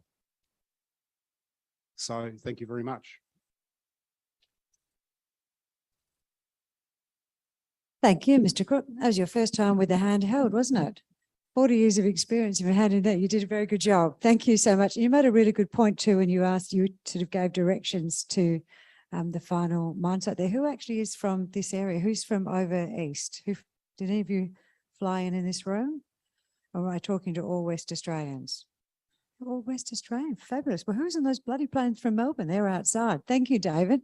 They're out there. I went out to grab myself a cup of tea at the indoor station, and there's a load of people out there chatting and chin wagging out there about their investment opportunities. This is a good one for you next up here. Talon Energy. Now they're capitalising on recent drilling and testing success to bring 2 gas and production facilities online in the first quarter of next year. Now they're producing, get these numbers, 33 terajoules per day. And they're joining a short list of producers in the Perth Basin who are generating cash flows of up to $30 million per annum. And this very happy-faced human being that's coming up here to talk about that, because that's almost half their current market cap. It's a really impressive number, is MD and CEO. Will you please welcome Colby Hauser?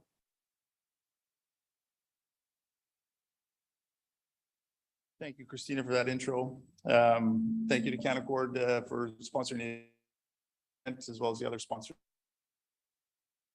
And thank you to Vertical Events for putting on a great show here. I think this conference is an invaluable opportunity for investors to connect with small and mid-cap companies. And I think there's a great buzz. From what I can tell here, I think the current market's obviously offering up a lot of, I think, really good investment opportunities in the small and mid-cap space. So as introduced, Talon's an emerging oil and gas producer with sort of very little downside and remarkable upside across our exploration portfolio. We're coming into $30 million in free cash flow at the end of the first quarter in this year. And that's really a game changer for a company at our current market cap. So we've taken FID already on the project, and we'll use those cash flows to expand our current portfolio and look at new opportunities. So take you through a few slides, mandatory disclaimer and resource information. Okay, so I'll start with the corporate overview, just to sort of introduce how we're set up and then talk to our portfolio a little bit before focusing on 3 distinct investment highlights. After a 20-to-1 share consolidation, we have about 440 million shares on issue. Our current share price is 17 cents, and that puts our market cap right around 75 million. Our cash at the end of June 30 was about 10.1 million after we raised 13.5 earlier on in the year. And after a busy period of development, our cash position sits somewhat lower, with most of those funds sort of earmarked for long lead items and CapEx. I want to talk about debt with approximately $15 million in upcoming CapEx commitments and line of sight to revenues in Q1. We want to bring some debt into our capital structure. We're focused on not diluting the stock, and our discussions with debt lenders are well advanced.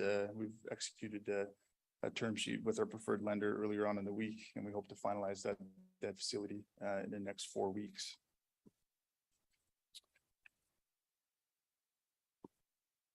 So our portfolio is diversified in terms of geography, but also in phases of development. Our working interests are spread across 2 jurisdictions, in the Perth Basin in Australia and the South Gobi Basin in Mongolia.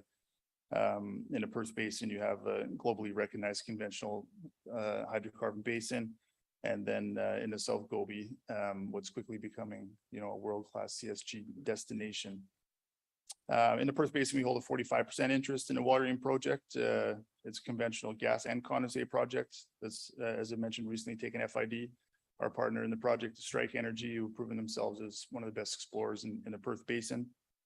Beyond that, we have another field called Condor, which is looking very good in terms of its prospective resource. Both fields are Jurassic wet gas, which means that there's gas and condensate hopefully available. That's 100% owned, or will be 100% owned by Talon once it's excised out of EP 494. And then in the South Gobi Basin, we're earning a 33% interest in the massive Gravanti CSG project. TMK Energy is the operator there, and having returned from a trip in Mongolia about a month ago, I'm pleased to say that TMK has excellent knowledge of the basin, a great team in country. And they have significant local ownership, which is, you know, a key factor in Mongolia. So adding to this, obviously, there's a ton of demand for gas in both Mongolia and China. So all this added up, it's a non-operated position, but that means our corporate overheads are extremely low, and that contributes to a very capital efficient business. So to these investment themes, imminent cash flow out of Walyering Q1 next year is, you know, easily the biggest investment highlight. $30 million is, you know, far more than sort of keeping the lights on. $30 million on 100% interest is enough to drill and test, you know, 3 wells in the Perth Basin, you know, test 100 core holes or drill 33 pilot wells in Mongolia. And that's every year, right? So it's a real game changer. If you think cash flow is boring, we have exploration upside in spades. Obviously, Gravantes is rapidly developing to service China's energy demand. And the Condor prospect is the largest Jurassic wet gas prospect in the Perth Basin. So, and lastly, we have a number of near-term value catalysts as we transition from explorer to producer. Surprisingly, there's very little precedence in smaller cap companies making that transition. But this change in categorization often sees a company re-rate and trade at a premium compared to an explorer. One specific near-term catalyst is we're expecting the contingent resource to come out of Mongolia in the next couple of weeks, and it's looking to be the largest contingent resource to come out of Mongolia. So let's dive a little deeper into the first investment highlight, imminent cash flows from Walyering. This morning we released an update. There's a schematic diagram, as you can see. Walyering is a low capex, quick to market project. As introduced, it has a nameplate capacity of 33 terajoules per day of gas production and about 300 barrels per day of condensate. The facility to be tied into APA is primarily a gas pipeline, and we announced this morning we've executed our pipeline access agreement. Condensate will start its marketing journey on the Brand Highway. You can see that on the right side of the diagram, and all up, you know, the capex of the facility is, you know, $14 million, which is very low. But in what was a major milestone in announcing FID on the project 2 months ago, we've really focused on a local fabrication and procurement strategy. We're proud to say that 50% of these materials are being produced in WA and 70% in the rest of Australia. So it's been a key enabler to getting our project developed in a quick time frame. Environmental approvals are progressing well, with secondary approvals already submitted and under assessment by the regulator. And our forecast operating costs are well within the lowest quartile of onshore production. So combined with low capex, you know, we think the project is going to have excellent profitability. So Jurassic wet gas means 2 revenue streams. With gas, you get a commodity and a long-term take-or-pay contract. And then oil, obviously, you get spot exposure with opportunities for a pricing run. So we've seen the gas market, you know, double in the last couple of years. Ventures publicly announced that we expect to see our gas sales agreement finalized with pricing in $6 to $7 a gigajoule. You know, this is a huge uptick from where we were a couple of years ago. As I mentioned, we hope to finalize that gas sales agreement by the end of the year. Condensate daily production should be between 150 and 300 barrels. The condensate at Walyering is really light, and it could attract a premium as it requires less refining. So I think everybody's sort of tracking global energy markets, and you know that security of supply is becoming a huge issue and is really driving energy prices. Brent's coming off a 5-year high, and you know it's literally the best time to be developing an oil and gas project right now. So between these two products, we can expect at a gross level $50 to $75 million in cash flow, and again that's $30 million up to $30 million per annum net to Talon. So something we're pretty excited about. So if we move to our second investment highlight, exploration upside. We'll first start in Mongolia, and I thought it was important to give some macroeconomic context. You know, for some people, Mongolia is an obscure country, but it's, you know, it's really beautiful with a strong history of resource development. There's a strong fiscal and regulatory regime and a willingness to cooperate at both the provincial and federal level. International companies have spent tens of billions of dollars in country. Like Western Australia, resource development represents one of the largest sectors of employment, and really remains one of the main drivers for future economic prosperity in the country. So they're very serious about developing resources there.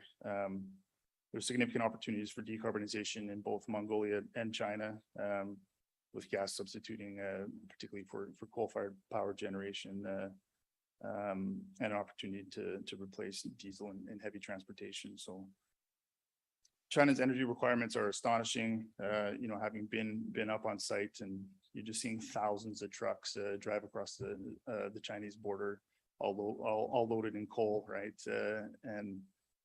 Obviously China wants to move away from coal, so it speaks to how badly they want natural gas. And it's reported that China's facing its worst energy crisis in decades. So it's a very opportune time to be developing that resource.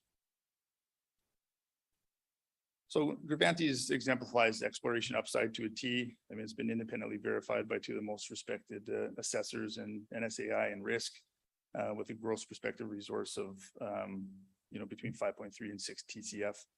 In my mind, that qualifies as world-class. The resource is on China's doorstep. Gravantes is literally the closest project to China. You can see on the border there, that's a 8,400 square kilometer permit. That's 20 kilometers from the border. And even closer to China's east-west gas pipeline there. So the project's had 100% exploration success with great results across the 5 wells we've tested, so much so that there's significant interest from PetroChina to support the project. They signed an MOU a couple of months ago and are looking to be a development partner. And that east-west gas pipeline I just talked to happens to be owned by PetroChina. So it's really shaping up to be an excellent development. So in the next few weeks, as I mentioned, we're working with NSAI to get out the contingent resource for the project, and it's looking to be the largest to date in Mongolia. So just a few pictures from the site trip. On the left, you can see the drilling rig that drills the core holes. It's more of a minerals rig. That's Snow Leopard 5, as we call it, our most recent well. And to the top right is the signing ceremony with PetroChina in Ulaanbaatar, and underneath some gas desorption testing, drilling those cores, of the drilled cores. So this is a really great view of the project facing south. You can see the sort of, the 5 core holes that we drilled, and its proximity to the Chinese border. I was really pleased to see an area of land that's earmarked for, what could be a pipeline. There we go, sorry, the potential pipeline right away in green there. So the project has size and scale, access to a huge market in China. There are next to no surface constraints, as you can see in the topography. And the project has great technical parameters. So I won't spend too much time on this timeline. We've obviously finished exploration drilling, have a little bit of desorption testing to finalize, but that maiden contingent resource in the next couple of weeks. We'll kick off the pilot well program to bring gas to surface and improve the commerciality of it, and concurrently start the 2023 exploration program, which should go throughout most of the year, with a view to having first gas by the end of next year. So changing tack and coming back a little closer to home, we have Condor, which is 100% owned by Talon. Again, it's Jurassic white gas, and Condor is the largest untested Jurassic white gas structure in the Perth Basin. The comparative difference when we look at watering on a prospective resource level is, up to 5 times more gas and 11 times more condensate. It's a little bit shallower, so it should be cheaper, should be better quality reservoir, access to market. Both the DBNGP and PGP literally run right through the permit. So another exciting prospect. So lastly, our third and final investment highlight, we have a number of near-term value catalysts as we transition into a producer. We're moving from explorer to high margin producer, and right across our Perth Basin portfolio in Mongolia, there's a number of near-term catalysts. And just wrapping up, investment highlights again, imminent cash flow from Wallering, $30 million per annum. A game changer for a company at our current market cap. Exploration upside in Gravantes, which is rapidly developing to service the China's energy market. Condor looks really good. It's another analog Jurassic wet gas in what we've already sort of proven in Wallering, and near-term value catalysts in the next 6 months. I think that, Talon's a very compelling investment proposition, and I'm proud to say that I've purchased enough shares on market to be in the top 40 shareholders. So I have tremendous confidence in where it's going, and look forward to having a chat with you guys later on. Thanks very much.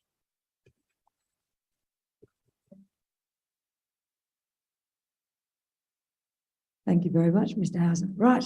I want you to imagine this little idea for a moment in terms of radiation therapy. So imagine a little radioactive particle that you inject into or pop into a tumor, and it kills that off and it doesn't touch anything around it, leaves everything else healthy. Sounds like a great idea, doesn't it? It's actually a reality. And there's a little old company, at the moment they're a little old company, OncoSil Medical, and this fellow up here is a biotech entrepreneur. You've probably seen him before if you've been to one of our conferences. He was here last year with a little application called ResApp, which sold for a cool $200 million. So it's been bought out by Pfizer. So he's a pretty happy looking entrepreneur at the moment. And is OncoSil Medical something that we might want to jump on board? Would you please welcome Mr. Leedman, everyone? So thanks very much. This is a bit of a change of pace because I'm going to talk biotech and not mining. So just to give you something that's, I think, very interesting, and this technology can affect all of us if we're unlucky enough to develop solid cancer tumors. The board and management of this company are very experienced. Nigel Lang is formerly at Certex Medical. Certex is a very famous biotechnology company, was founded at UWA in Perth, and it went on to be sold about 5 years ago for about $1.5 billion. So he's formerly involved with them, and this is a similar sort of field of technology in terms of radiotherapy. Mr. Otto Batula is the company chairman. He was also a director of a company that I co-founded called Imagene Limited, which is now capped at about $1.5 billion. That also came out of Perth. And about myself, I co-founded OncoSil Medical about 8 years ago, also Imagene Limited, and as Chrissy was mentioning, ResApp Health, which I founded in Perth. And that's been I think a 12 times return for shareholders. It just got acquired by Pfizer last month. So that's been a terrific outcome for our shareholders. And I think that OncoSil, now that I've just joined the board, I think that's got tremendous prospects. Particularly, I'm intending to promote this company widely and tell everyone what a great story it is. So in terms of as what the company does, as Chrissy mentioned, it's very targeted. You're taking a radioactive particle and you're inserting it directly into a solid tumor. And it's killing the tumor from the inside out. And this is a very novel way to be able to treat solid tumors.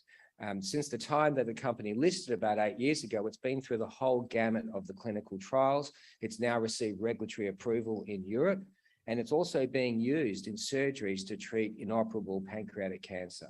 Now, that's what it's specifically been approved to do. I'm going to talk about pancreatic cancer in a moment, just to give you a scale of how significant this disease is, but the market opportunity is enormous. There's about 130,000 people that are annually that are eligible to receive this type of treatment in inoperable pancreatic cancer, and the market potential for the product is measured in the very billions of US dollars. I should have said many billions.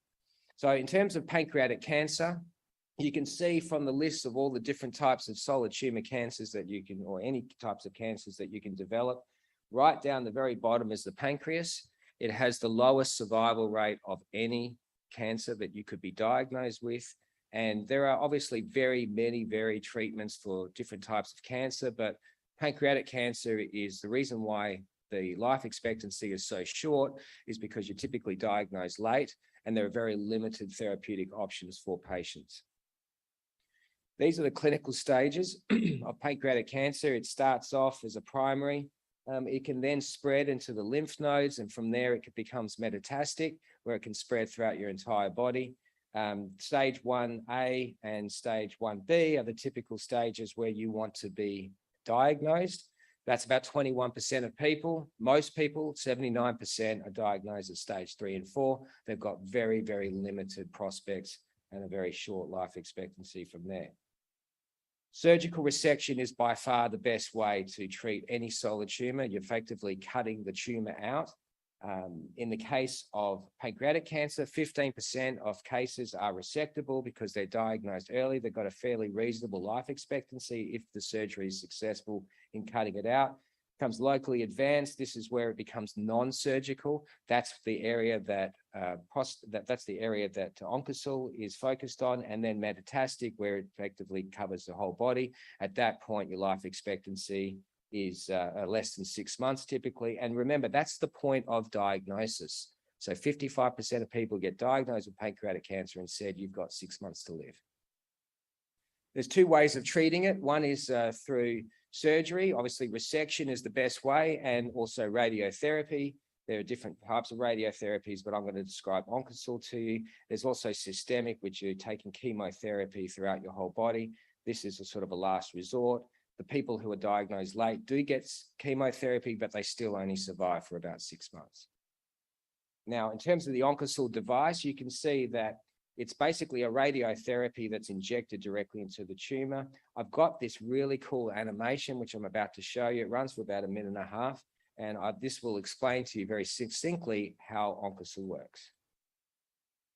OncoSil is a brachytherapy device that utilizes highly targeted intratumoral placement of phosphorus-32 microparticles to treat locally advanced pancreatic cancer.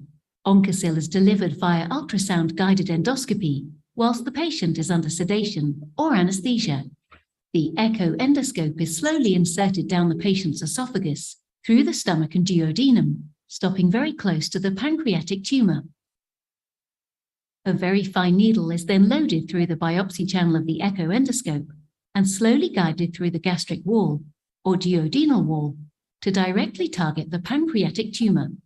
Once the needle is positioned inside the tumor, the exact amount of OncoSil is injected slowly by the physician. The microparticles remain localized in the tumor permanently. Microparticle localization is confirmed by SPECT-CT Bremsstrahlung imaging. The implantation is personalized to the patient to deliver 100 gray of the tumor. With a phosphorus-32 half-life of 14 days, 98% of the radiation dose is delivered to the tumor within 81 days. This very significant dose of radiation causes direct damage to cancer cell DNA, rendering the tumor incapable of cell division and proliferation. Through this mechanism, OncoSil treats the cancer and can ultimately shrink tumor masses. In the PANCO study of OncoSil treatment of patients with locally advanced, non-resectable pancreatic cancer, in combination with chemotherapy, tumors shrunk sufficiently that a quarter of patients in the study underwent surgical resection with 90% long-term survival. So I hope that animation really gives you a perspective of how novel this therapy is. It was developed by OncoSil Medical, founded in Perth. It's now based in Germany and Sydney. They're actually using this treatment for inoperable pancreatic cancer patients in Europe right now. And this has only just received approval. It's only just being used. So the growth for this company is going to be this treatment, which is quite expensive to be able to use and generate hopefully lots of returns for shareholders. This year is only in the second half of this year is when this procedure really started to take off in Europe. So we've got an experienced team. We've already got CE mark approval in Europe. We've got innovation funding granted in Germany, which is our largest market in Europe. And we're also pursuing other types of cancer, duct cancers coming as well. That PANCO study is the basis for which we received our regulatory approvals. I'll talk about that. And you can see the various regions that we're currently approved in. The FDA is going to be the big one. This therapy becomes available in the United States. That will generate much more significant revenues. And we're optimistic of that coming very soon. So the PANCO study, this is the basis by which we got approval. 90.5% of patients who were treated had controlled disease at 16 weeks. But more importantly, 1 in 3 patients became eligible for resection, which is surgery after receiving OncoSil, and 1 in 4 patients actually underwent the surgical resection with curative intent. That's a medical term that says these patients, according to the doctor, have every prospect of long-term survival following this treatment. And remember, as the pancreatic cancer grows in their body, it effectively becomes spread throughout their body, and then their life expectancy is 6 months, and the death rate is 100%.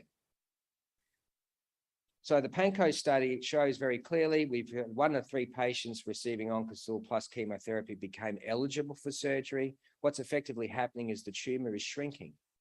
So if you can shrink the tumor, you can actually cut it out. Remember, if you've got a large tumor in your pancreas, unlike say with prostate cancer, you can cut the prostate out, your man can still survive and function normally. But with pancreatic cancer, you cannot cut out the pancreas.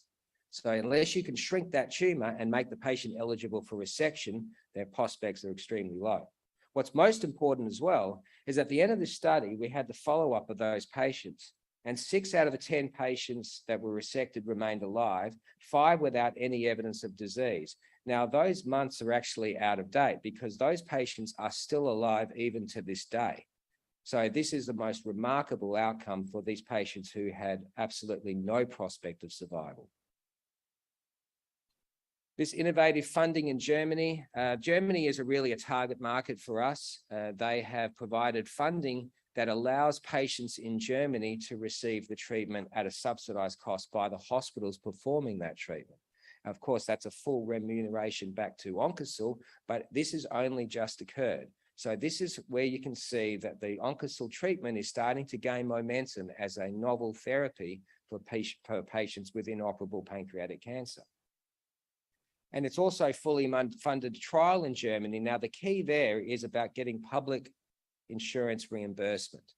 So if you can actually get on, say, the reimbursements like Medicare, then the cost of the treatment for the patient becomes negligible. And in order to achieve that, we have to do this further trial, which is being fully funded. It doesn't cost the shareholders a dime to do this study. And so that's being done by leading university hospitals throughout Germany. So that is a major new development for the company and really goes to our prospects in terms of revenue growth.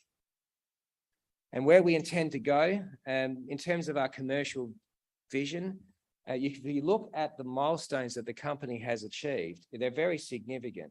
In terms of getting fully funded government-sponsored clinical trial in Germany, that trial has been done. We had our first commercial sales in Spain. We've also had our first commercial sales in Germany. Most importantly, we've only just announced recently that we're now qualified for private healthcare reimbursement throughout the United Kingdom. So if you've got private medical cover and you're diagnosed with this illness, this becomes an option for you. And this has only just happened. We've got a reimbursement happening in Belgium this quarter, and we have these new trials that we're doing. So in terms of the prospects for the company, I'd really encourage you to look at OncoSil. The share code is OSL. We're well funded. We have a fantastic team. It is a absolutely groundbreaking therapy, and it's something that could be applied to other solid tumors. But importantly, what you need to remember is that this surgery is only just being used in Europe, only following their recent approval. It will generate a lot more media in terms of patients who are using this therapy and having long-term survival, and also in terms of publications in medical research journals. That's very important for usage as well. And then pursuing the FDA goal, which will happen next year. So then we become approved, hopefully in the US. That would be a major catalyst for growth. We're only capped at $50 million. And then really, I think that now that we're in a position where we've got news flow and prospects, I think that was the time for me to join the company that I co-founded 8 years ago and actually get involved and promote what a great story it is. And I'm very proud to be telling you that story today. And my stand will be outside, and I'll be happy to talk with any or all of you. Thank you.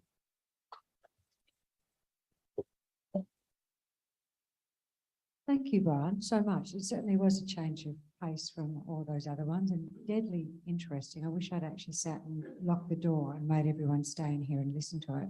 So thank you. Thank you. It's really very good, much. wasn't it? Really interesting. Oh, did you, a question? Wait, someone has a question. Or are you just stretching? A real question. When would we be able to envisage something like this being used in Australia? Being So- accessible. The Panko study was actually in part done in Australia with other studies. So in terms of getting TGA approval, that is definitely in the company's horizon. I will just caveat this. In terms of the market opportunity, Australia has only got a population of 25 million people. And so getting TGA approval is a goal, but it's not a strong commercial goal. The big commercial goal is in Europe and the United States, where we can generate very large funds. So that's what we're targeting first. But I very much want to see, now that I'm on the board, to see TGA approval achieved in the next 2 years. Thanks, Brian. That's amazing. One of my spare little roles, if you need to go to morning tea, feel free. If you want to stay and listen to this interesting human, you can. One of my little spare roles is a celebrant, and 3 of the people that I have held celebrations for life for this year have died of pancreatic cancer, inoperable. Where is your intellectual property protection? What's to stop me doing the same thing? Sure. The intellectual property protection is global. So the OncoSil device has been patented in all major markets, including China, for example. It's quite a novel procedure. I don't think it's something that you could just go and copy, particularly given that you're dealing with a radioactive particle. In fact, if you put that particle into the palm of your hand, it would actually burn a hole right through it. So the key here is that these particles contained within the tumor and they stay within the tumor. So not easy to replicate. Could you put your hands together for Brian again, everyone? Thank you. Right, we're going to take a little break. You'll hear me running around